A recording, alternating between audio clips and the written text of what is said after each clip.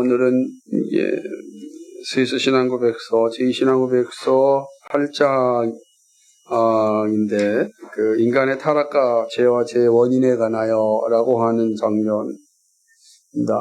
오늘 처음 듣시는 분은 좀 당황스럽긴 하겠지만 그래도 차근차근 이 말씀을 함께 좀 생각해 봤으면 좋겠다 생각을 합니다.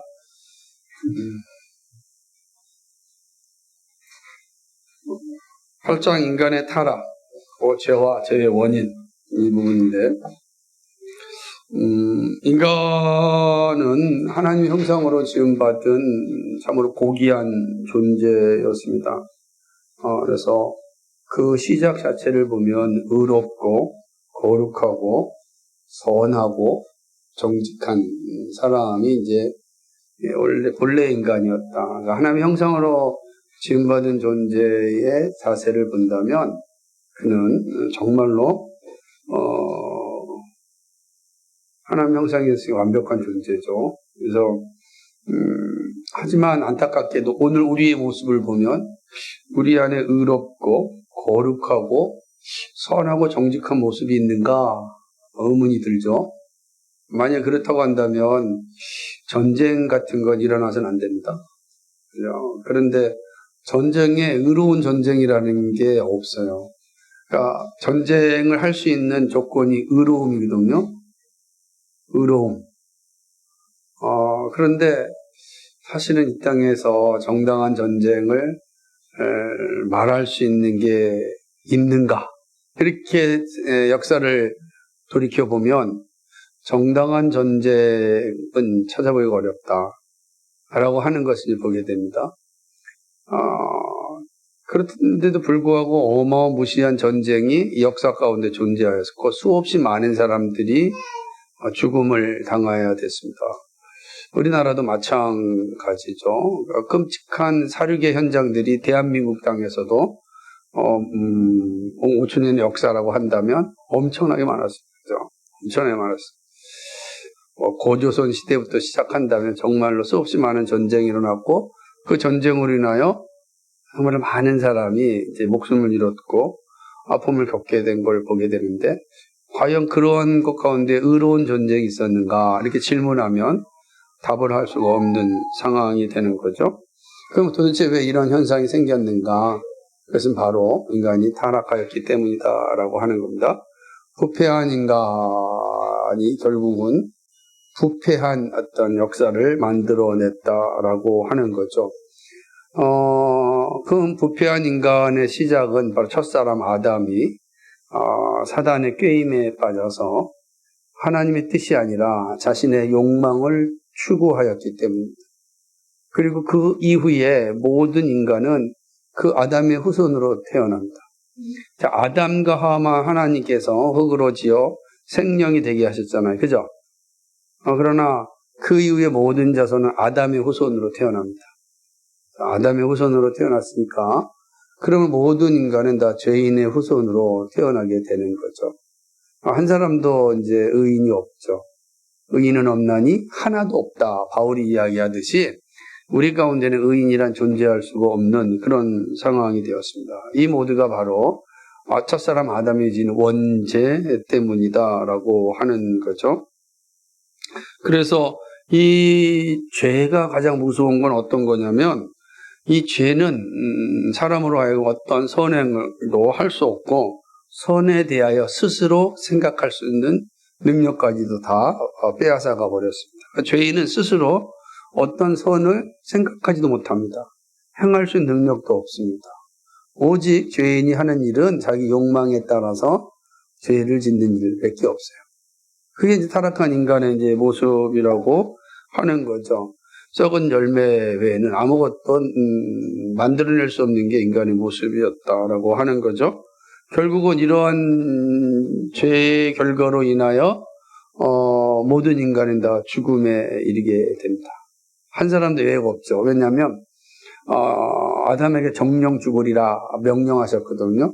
하나님의 법을 어기는 자는 죽음이다. 그래서 죄의 삭은 사망이거든요. 죄가 반드시 사망에 이르게 합니다. 그러니까 모든 인류는 언제 다 죽음에 이르는데 죽음에 이르는 이유가 뭐냐? 바로 죄의 결과 때문이다. 뭐 우리가 잘 알고 있는 내용 아니겠습니까? 그 영원한 형벌이 바로 죽음이다라고 이야기하는 것입니다. 이 죄의 원죄가 우리 안에 들어왔을 뿐만 아니라 이 원죄는 우리로 하여금 자범죄, 우리 스스로가 짓는 죄의 자리로 우리를 이끌어갑니다. 우리는 아마 누구든지 죄 짓는 걸 다 좋아하죠. 죄 짓는 거를 싫어하는 사람이 없어요. 다 죄 짓는 걸 좋아하고 즐거워하고 또 행복해합니다. 죄 지을 때 사람들의 얼굴이 가장 아주 밝아집니다. 왜냐하면 죄가 주는 달콤함이 우리의 본성을 자극하기 때문에 그렇습니다. 그래서 죄를 짓고 있을 때는 그게 죄인지 모르게 살아가는 게 인간의 모습이라고 할 수가 있습니다. 그러니까 이렇게 우리는 이런 죄의 자리에 서 있다. 죄인이다. 그러므로 우리는 의를 행할 수 없고 이제 우리는 죽음에 이를 수밖에 없는 존재다. 처참한 인간의 모습이다. 라고 하는 것입니다. 과연 우리는 이 처참한 자리에서 우리는 살아날 수 있을까?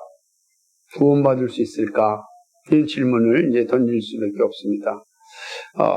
이에 대하여 이단들은 어떻게 생각하냐면 얼마든지 가능하다라고 이야기합니다. 특별히 고대 펠라기오스 같은 사람은 이야기하기를 그 원죄는 아담에게만 있는 것이지 그 다음 사람들에게 원죄가 유전되지 않았다. 그러므로 그 다음 사람들은 얼마든지 자기 의지로 얼마든지 죄와 싸울 수 있고 의로운 삶을 살 수 있고 스스로 구원에 이를 수 있다. 이렇게 생각을 한 겁니다. 그러나 여러분이 열심히 힘을 다하면 우리가 구원에 이를 수 있다. 이건 사람들에게 도전이 되죠. 열심히 한다면 할 수 있다는 겁니다. 오늘도 이제 찬양하는 것 가운데 되게 이제 무섭고 두려운 찬양이 있습니다. 찬송가에는 알골 잡힌들에도 따라가리다 라고 하는 찬양처럼 정말 우리가 알골 잡힌들에도 정말 살 수 있을까? 여러분 그렇게 살 수 있으세요? 그게 어렵죠. 쉽지가 않습니다. 하늘의 미랄처럼 주님 원하시면 제가 희생제물 되겠습니다. 여러분 결코 희생제물이 못 됩니다. 우리는 그럴 만한 능력이 안 돼요. 희생제물 예수 그리스도 외에는 사실은 어렵죠.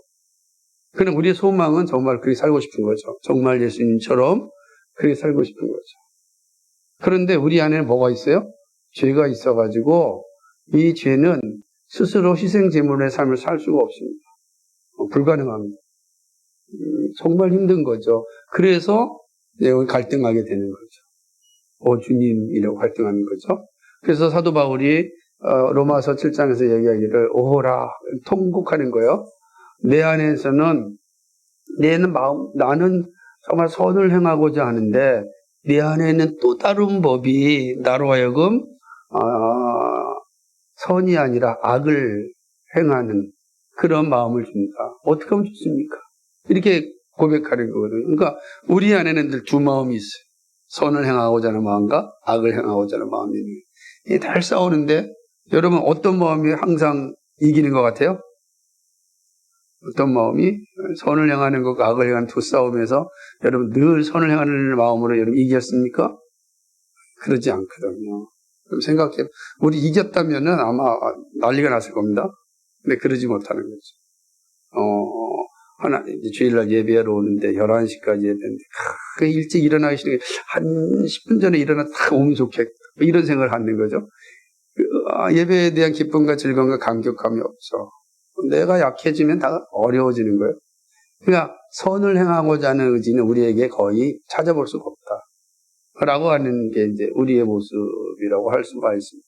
그러니까 참 가슴이 아프죠? 그럼 어떻게 우리는 선을 행할 수 있겠는가? 어떻게 하면? 펠라기우스라고 하는 사람, 초대에 있었던 사람의 방법으로는 불가능하다고 한다면 어떻게 되는가? 그래서 이 펠라기우스라는 사람을 비판하면서 성경의 가르침이 그게 아니다라고 분명하게 말한 분이 바로 어거스틴입니다. 어거스틴은 우리의 힘으로는 결코 선을 행할 수 없고 희생제물 되는 불가능하다. 그럼 어떻게 해야 되는가? 그리스도의 은혜가 임해야 된다. 그게 이제 은총이에요. 어거스틴이 말하는 은총에 대한 교리입니다. 하나님의 은혜가 임하여 우리로 하여금 죄의 자리에서 떠나게 할 때 우리가 떠날 수 있다. 그러니까 우리는 할 수 없고 누구의 은혜요? 하나님의 은혜가 된다. 그래서 이제 우리의 구원은 우리의 힘으로 되는 것이 아니라 오직 하나님의 은혜로 된다. 그래서 에베소서 2장 8절 9절에 있는 것처럼 너희가 믿음으로 은혜로 말미암아 믿음으로 구원을 얻는다. 우리는 우리의 행함이 아니요 오직 하나님의 은혜로 구원을 얻는다. 이런 이 바울의 고백을 이 어거스틴이 분명하게 이제 증거하는 거죠. 우리는 스스로가 우리의 의지로는 선을 행할 수 없으니 우리가 선을 행할 수 있는 건 오직 그리스도의 은혜 외에는 없다. 그리스도께서 우리에게 은혜를 베풀어 주셔서 우리를 자녀로 삼아 주셨다. 그러니까 우리가 살아가는 건 전적인 하나님의 은혜로 산다 라고 한 것입니다. 그래서 초대교회 이단과의 싸움에서 이제 교회는 어거스틴의 가르침을 받아들입니다. 펠라기우스를 이단으로 정죄를 하게 됩니다. 안타까운 것은 펠라기우스의 이 정신은 계속해서 살아납니다. 이게 이단의 속성들은 한 번에 다 뿌리가 뽑히는 것이 아니라 막 여러 가지를 쳐서 계속 나타나게 되는 거죠. 그게 이제 로마 캐톨릭 안에도 있었고 또 나중에 종교개혁 시대에도 나타납니다. 그러니까 펠라기우스의 이론을 아주 이렇게 근대화 시켰던 사람이 알미니우스라고 하는 사람이죠. 그래서 알미니우스의 이론도 사실은 펠라기우스의 이론, 이 가르침에 가까이가 있습니다. 그래서 이제 돌투 신앙고백, 돌투 회의에서 알미니우스 생각은 거의 펠라기우스와 같은 생각이니 이단으로 정죄한다. 라고 이제 정죄를 이제 합니다. 그리고 오직 구원은 하나님의 은혜로 우리는 얻을 수 있고 이 땅에서 믿음으로 사는 것도 오직 하나님의 은혜로 산다. 우리의 믿음도 믿음 생활도 오직 하나님의 은혜로 살 수 있지 우리의 힘으로 살 수 없다. 불가능하다는 거죠. 은혜의 힘으로 전적으로 하나님의 은혜로만 산다. 그 하나님의 은혜를 의지하여 살아가야 되는데 그래서 우리가 찬양으로 모든 것이 은혜라고 찬양할 때 그 은혜가 맞는 거예요. 은혜가 우리로 하여금 의로운 삶을 살게 하고 선을 행할 수 있게 하고 또 선한 열매를 맺게 한다라고 하는 것이 이제 종교개혁자들이 이제 결정을 내린 거죠. 그 신앙 고백서가 오늘 이제 JC 신앙 고백서에 담겨 있고 웨스트민스터 신앙 고백서에 잘 담겨 있다. 그리고 이단들에 대한 모습도 이렇게 격리를 한 겁니다. 그러자 이제 이런 질문을 던질 수가 있는 겁니다. 혹시 하나님이 죄의 원인이 아닐까? 왜 죄를 만드셨습니까? 그거 없었다고 한다면 이런 고민하지도 않았을 텐데 얼마든지 우리가 늘 질문하는 거 아니겠어요? 근데 이 질문도 여전히 종교개혁 시대에 있었고 그 질문에 대한 답을 이 제2신앙고백서에 잘 담고 있습니다. 이제 여러분이 나눠준 교재 한번 보도록 할까요? 14페이지 보게 되면 두 번째 단락을 한번 큰 것부터 읽겠습니다. 시작. 하나님은 죄의 저작자가 아니다. 하나님은 어느 정도까지 인간을 강팍하게 하신다고는 우리는 말해야 하나? 이제 보는 거죠. 이에 대해서 뭐라고 대답하고 있는지 보겠습니다. 같이 읽습니다. 시작. 성경은 주는 죄악을 기뻐하는 신이 아니시니 악이 주와 함께 유하지 못하며라고 분명히 말씀하고 또한 너희는 너희 아비 마귀에서 났으니 너희 아비의 욕심을 너희도 행하고자 하느니라. 저는 처음부터 살인한 자요 진리가 그 속에 없으므로 진리에 서지 못하고 거짓을 말할 때마다 제 것으로 말하나니 이는 저가 거짓말장이요 거짓의 아비가 되었음이라고도 말씀하셨다. 우리는 성경 말씀 시편 5편 4절과 그리고 요한복음 8장 44절 말씀을 통하여서 우리가 알 수 있는 내용이 뭡니까? 주님은 죄악을 기뻐하지 않으신다라고 하는 거죠. 그러니까 주님이 계신 곳에 악이 함께하지 않습니다. 불가능합니다. 주님이 계신 곳에서는 악이 함께할 수 없는 겁니다. 그 예수 믿는 우리에게는 누가 함께할 수 없어요? 사단이 함께할 수가 없는 거죠. 그래서 주 예수님 제가 예수를 믿습니다 고백하면 사단은 그 자리에 있을 수가 없는 거예요. 왜냐하면 주님과 악은 함께 존재할 수가 없기 때문입니다. 그러므로 예수님도 사단을 내어 쫓을 때 나사렛 예수를 명하노니 나가라 그럴 때 마귀들이 전부 다 사단이 물러난 걸 보게 됩니다. 그러니까 주 예수님이 계신 곳에는 악이 함께할 수 없다. 그러니까 그렇다고 한다면 주님이 악의 뭡니까 저작자냐? 불가능한 거죠.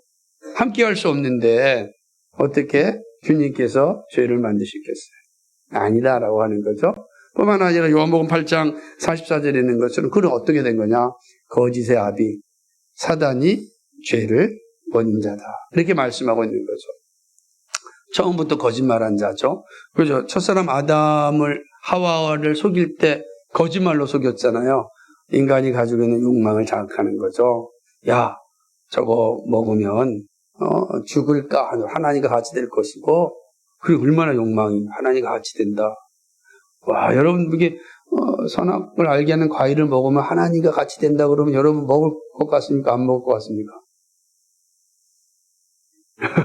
아마 우리 가운데 아닙니다 이게 할 사람 많지. 야, 이거 먹으면 이제 완벽하게 되는데 그런 게 인간이 가지고 있는 모습입니다. 다 그런 거예요. 그래서 이 말을 우리나라의 속담에서 잘 표현해 주는 게 있다면 뭘까요? 제가 늘 자주 쓰는 속담인데 이왕이면 다홍치 마라라는 거죠. 이왕 입을 거 뭐 그거 하나 먹으면 더 좋아지는데 라고 하는 욕망들이 다 있는 겁니다. 그러니까 결국은 이 거짓의 아비인 사단의 이 유혹에 넘어가 인간은 타락하게 된 거죠. 명확하게 얘기하는 거죠. 하나님 악의 원자자가 아니고 사단이 인간을 유혹하여 인간으로 하여금 죄의 자리로 이끌어갔다 라는 거죠. 근데 이 거짓의 아비 사단은 아담에게뿐만 아니라 지금도 여전히 활동하고 있습니다. 모든 거짓은 다 이 거짓의 아비 사단에 나오죠. 그래서 의로운 사람들은 자신이 어떠한 자리에 서 있는지를 바로 깨닫게 됩니다. 그건 살아있는 성령께서 하시는 일이기 때문에 그렇습니다.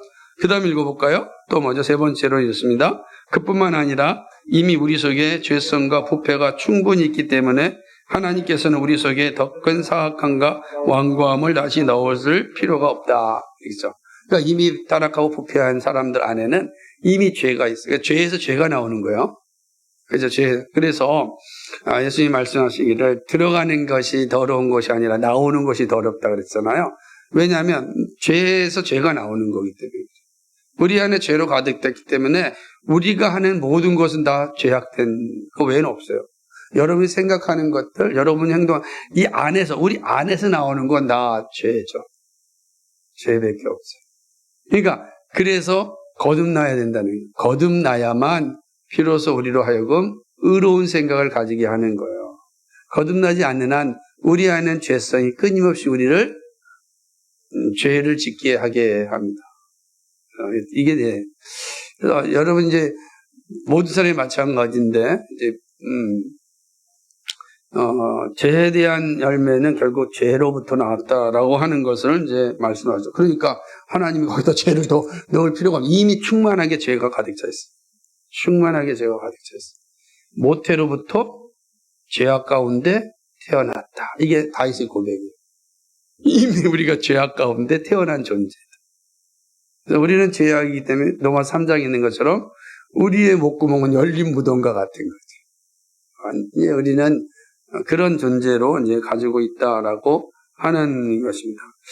그래서 그러므로 읽겠습니다. 시작. 그러므로 성경에서 하나님께서는 사람의 마음을 강팍해 하고 눈멀게 하고 버림받은 마음 그대로 내버려 두신다고 할 때 하나님께서는 의로운 심판자와 복수자로서 그것을 의로운 심판에 의해서 그렇게 하시는 것. 가장 중요한 건 여기서 단어 중에 하나가 뭐냐면 내버려 두심입니다. 그러니까 죄악 가운데 있는 자들이 죄를 행하실 때 하나님께 내버려 두셨어요. 그 내버려 두심이 하나님의 심판입니다. 여러분이 죄를 행할 때 하나님께 내버려 두셨다는 건 이건 심판이죠. 여러분 잘 생각해 보세요. 여러분이 죄를 범하고 있을 때 옆에 있는 부모가 그거 안 돼 라고 말하는 건 아직 뭐가 남은 거예요? 사랑이 남은 거잖아요. 그죠? 안 돼. 그런데 부모가 알아서 해 라고 하면 그거는 버린 거나 마찬가지예요. 그 아이가 어떤지를 알지 모르잖아요. 예를 들자면 엄청난 요리에 사용하는 식칼들을 다 앞에 놨더래. 그거 만약에 우리 우리 조슈아한테 줬다고 생각해 보십시오. 어떻게 되겠습니까? 그 칼 갖고. 부모가 보면서 알아서 해. 그러면 이제 끝나는 거죠. 아니가 빼앗는 거잖아요. 내버려줬다라는 건 하나님 심판입니다. 죄를 가진 자들에 대해서 죄를 짓도록 내버려 두심이 하나님의 심판이다. 그래서 하나님은 그 이미 죄에서 죄를 드러낸 자들을 향하여 심판하실 때 그들이 죄 짓는 자리에 내버려 두십니다. 그래서 오늘도 왜 사람들이 이렇게 죄를 짓는가? 내버려 두심이죠. 그럼 누가 죄를 짓지 않습니까? 그걸 죄라고 알려줄 때, 죄로부터 돌이키게 할 때 죄에서 떠날 수 있는 겁니다. 그러지 아니한다면 그건 이제 죽음에 이른 거죠. 그래서 그럼 어디서 우리는 죄에 대한 이야기를 듣습니까?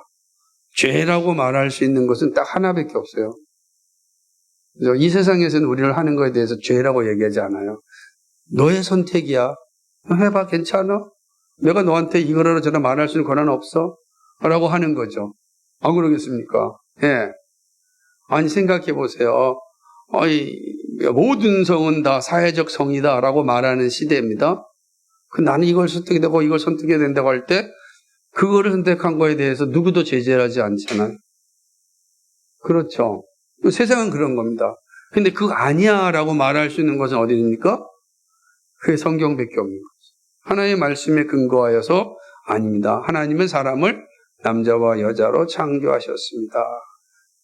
그러므로 아무리 사람들이 자신들의 생각에 따라서 말한다 할지라도 정신적이거나 물리적인 측면에 있어서 성경이 말하는 게 분명합니다. 라고 말할 수 있는 것은 교회밖에 없는 거예요.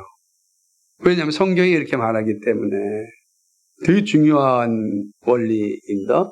그러니까 우리는 여러분 이 사실을 잘 가지고 있어야 된다라고 하는 것이죠.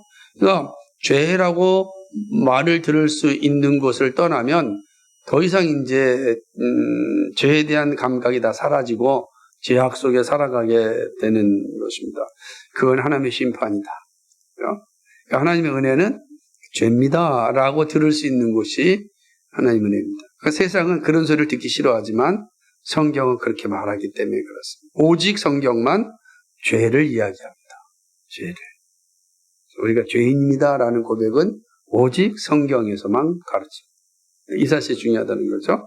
끝으로 거기에 시작. 성경에서 종종 하나님께서 악한 일을 행하신다고 말해지거나 그렇게 보일 때가 있는데 그것은 인간이 악을 행하지 않는다는 말이 아니고 하나님께서 의로운 심판에 따라 그렇게 하도록 허락하시든가 그렇게 하는 것을 막지 아니하신다는 말이다. 이해가 되겠어요? 아까 쭉 설명했지만 여기 있는 것처럼 하나님께서 어떤 악을 행하는 자들에 대해 제지하지 않을 때는 그건 어떻게 이해할 수 있겠느냐라고 하는 거죠. 그것은 인간이 악을 행하지 않는다는 말이 아니고 하나님께서 그들이 악을 행하도록 허용하신 겁니다. 이게 그리고 그에 대한 심판은 반드시 받아야 되는 것 아니겠습니까? 그러니까 이건 앞서서 얘기했던 것처럼 내버려 두심의 연장선상이 되는 거죠. 내버려 두십니다. 그렇죠? 물론 하나님께서 원하실 경우 그것을 막으실 수도 있으며 요셉의 형제들의 죄의 경우처럼 하나님께서 인간의 악을 선으로 바꾸어 놓으시도 하시고 죄가 적정선 이상으로 폭발하거나 광분할 것을 우려하여 죄를 제거하시기 때문에 하나님께서는 죄를 허용도 하시고 미리 방지도 하시는 것이다. 이건 하나님의 섭리에 따라 행하는 일이죠. 하나님께서 하나님의 섭리에 따라서 그 일을 행하십니다. 왜 그러냐면 하나님은 선을 행하시는 분이시기 때문에 그렇습니다. 그러므로 악이 선을 완전히 이길 수 없도록 하십니다. 그래서 반드시 우리가 이제 구약 성경을 보게 되면 어떤 걸 알 수 있냐면 그루터기 이야기가 나옵니다. 이스라엘 백성들이 죄를 범하였습니다. 내버려 두셨습니다. 우상 숭배를 하였습니다.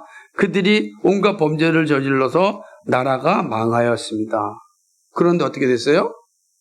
하나님께 나라가 망했으니까 끝내버려야 될 거 아니에요. 그런데 거기에 의로운 자들을 남겨놓으셨어요. 남은 자라 그랬어요. 그 남은 자, 그리고 그루터기. 그리고 그 그루터기에서 다시금 줄기가 나오고 열매를 맺게 하셨어요. 그 시간이 길었지만 그렇게 하신 거죠. 남은 자를 통해서 하나님이 일을 하시는 거죠. 그러니까 하나님께서는 어떤 경우에는 하나님의 섭리에 따라서 심판을 허용하시기도 하지만 어떤 경우에는 하나님께서 막으시고 일을 하게 하신다라고. 그리고 악을 선으로 바꾸시는 일도 하나님이 하시는데 왜요? 언제요? 라고 이야기할 때 그건 하나님의 선하신 뜻에 따라 이루어진다라고 하는 겁니다. 하나님의 선하신 뜻에 대한 고백. 그래서 하나님이 어떤 분이냐라고 하는 고백이 되게 중요해요. 하나님은 선하신 분이다라고 하는 이 고백이 우리에게 매우 중요합니다. 그래서 합력하여 선을 이루시는 그 하나님께서 이 일을 하게 하신다라고 하는 거죠. 그래서 어거스틴이 한 말이 되게 중요한데 그 다음 읽겠습니다. 어거스틴이 그해져서에서 같이 읽습니다. 시작. 하나님의 뜻에 반대하여 일어나는 모든 일도 놀랍고도 형용할 수 없는 방법으로 하나님의 뜻을 따라 일어나는 것이다. 하나님이 허락하시지 않는 일은 일어날 수 없고 그러나 하나님께서는 그것을 마지못해서 허락하시는 것이 아니라 쾌히 허락하신 선하신 하나님께서는 악이 저질러지는 것을 허락하지 않으실 것이다. 필경 하나님은 전능하신 까닭에 악으로부터 선을 만들 수 있기에 악을 소용하시는 것이라고 이야기한다. 이게 이제 하나님의 은총과 하나님의 섭리에 대한 고백입니다. 하나님은 선하신 분이기 때문에 선하신 하나님께서는 하나님의 뜻에 따라서 악이 창궐하여 악이 모든 걸 집어삼키는 거 허용하지 않아요. 그러나 악을 통하여서 우리로 하여금 하나님의 심판이 얼마나 무섭고 악이 얼마나 무서운지를 알게 하시죠. 그러나 그건 오직 하나님의 뜻에 딸린 겁니다. 이것이 잘못 적용해서 사람이 마치 하나님의 자리에 있는 것처럼 행동하면 큰일 납니다. 이런 것들을 누가 하냐면 이게 이제 자연 종교 교주들이 합니다. 자연 종교의 교주들은 자신들이 마치 하나님 것 같이 이 일들을 행하죠. 그러나 그동안 그러기 때문에 항상 역사적인 어떤 비참함이 반복되는 것을 이제 볼 수가 있습니다. 어거스틴은 그렇게 말한 것이죠. 하나님만이 이 일을 허용하시고 하나님만이 이것을 막으실 수 있다라고 이야기하는 거죠. 하나님이 허용하실 때 하나님의 분명한 섭리가 있을 것이고 선을 이루시고자 하시는 것이다. 하나님이 악을 철저하게 막으실 때 하나님의 선이 그 일들을 하게 하신다라고 하는 겁니다. 그러니까 우리는 하나님이 행하신 일에 대한 이해를 갖는 게 정말 중요하죠. 그래서 섭리론이 그래서 되게 이제 큰 의미를 가지고 있고 성경 전체는 그런 하나님의 섭리 속에서 이어지고 있다라고 하는 거죠. 그러니까 우리에게는 우연이란 하나도 존재하지 않습니다. 운명이라는 건 존재하지 않습니다. 우리 숙명적이다 그러지 않아요? 하나님의 섭리 가운데 이루어지는 것이다 라고 이제 볼 수가 있는 것입니다. 그래서 죄에 대한 하나님의 일하심에도 이런 하나님의 섭리가 철저하게 진행되고 있다라고 하는 것이죠. 이제 마지막 호기심에서 나온 질문들을 한번 읽어볼까요? 참 재밌습니다. 여러분 호기심이 어떤지 모르겠습니다. 시작. 하나님께서 아담이 타락하기를 원하셨는지, 아담이 타락하도록 자극하셨는지, 왜 하나님께서는 아담의 타락을 미리 막지 않으시는 질문들은 호기심에서 나온 질문. 그 이유는 이단과 심술궂은 사람들이 이 질문들의 해답을 말씀 밖에서 구하기. 이와 같은 호기심은 주님께서 금단의 열매를 먹지 말도록 금하시고 이것을 범한 사람을 형벌하셨다는 사실에서 온 것이다.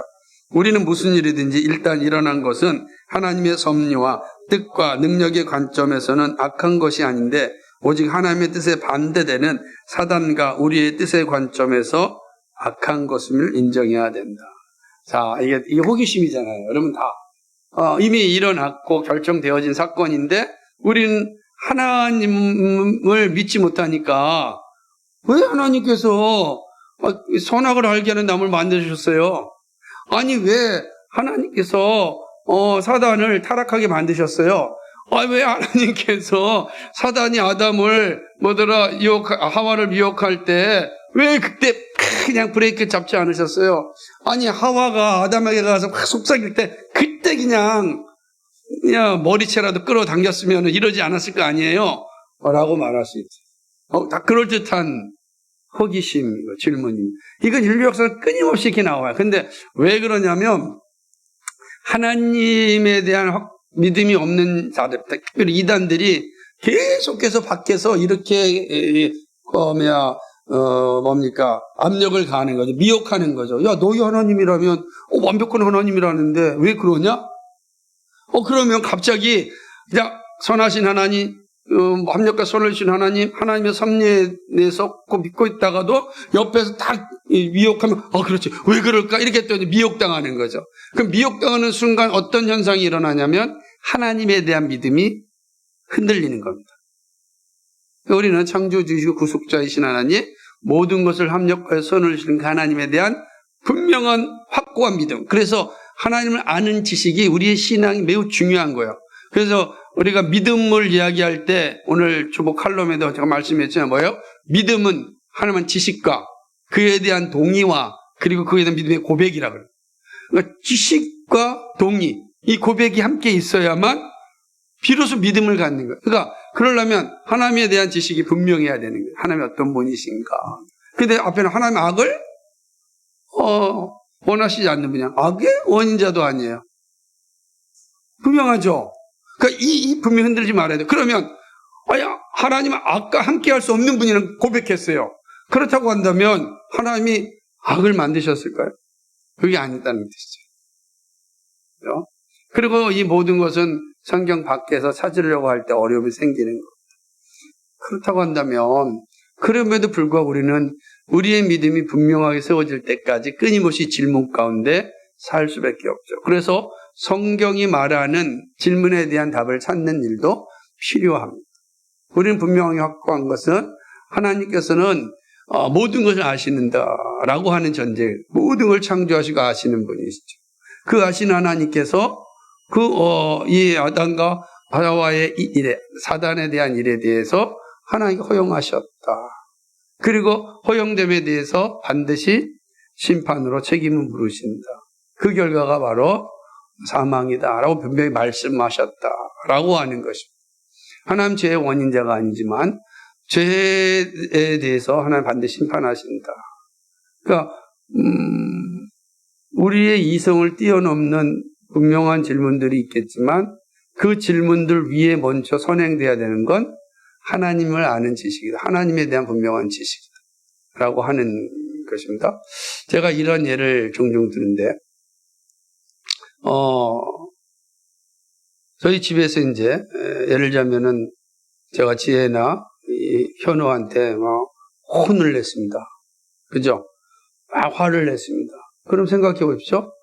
화를 막 냈을 때 지혜나 현우가 생각할 때 우리 아버지가 나를 정말로 자식으로 생각하는가?